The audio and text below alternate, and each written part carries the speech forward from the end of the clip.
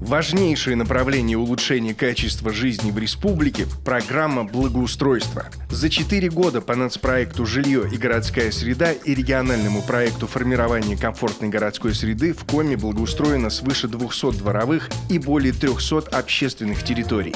Вот некоторые из объектов. В 2019 году в Воркуте был благоустроен центральный сквер поселка Варгашор. Произведено асфальтирование, установлено дополнительное освещение, обустроены детская и спортивная площадки, а также скейт-парк. В 2020 году в Усинске благоустроили сквер «Рябиновый сад». В Ухте на Октябрьской площади заменили покрытие, восстановили газоны и модернизировали уличное освещение.